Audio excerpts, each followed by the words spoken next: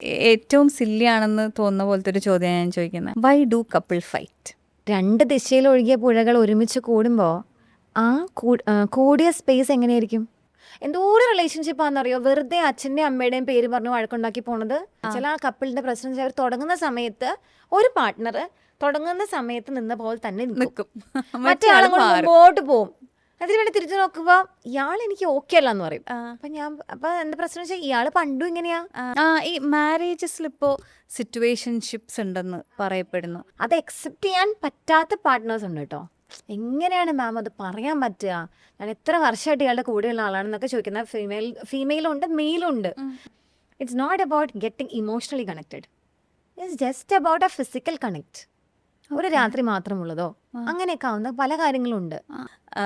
ഇങ്ങനെ നമുക്ക് മുന്നേ ഉണ്ടായിരുന്ന റിലേഷൻഷിപ്പ്, നമുക്ക് മുന്നേ ഉണ്ടായിരുന്ന പാർട്ട്നേഴ്സിനെയൊക്കെ കുറിച്ച് പറയേണ്ട ഒരു ആവശ്യകത മാരേജിനുണ്ടോ?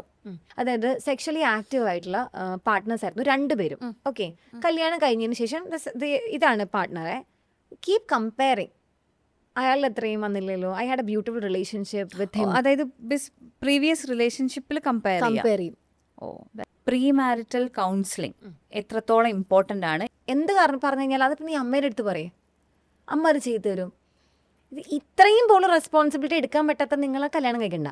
ഞാൻ ആ പാഡ് ഇപ്പം പീരിയഡ്സ് ആണല്ലോ, അത് 3 ദിവസം എൻ്റെ കയ്യിൽ തന്നെ വെച്ചിട്ട് ഞാൻ എൻ്റെ വീട്ടിൽ പോയിട്ടാണ് അത് കളഞ്ഞത്.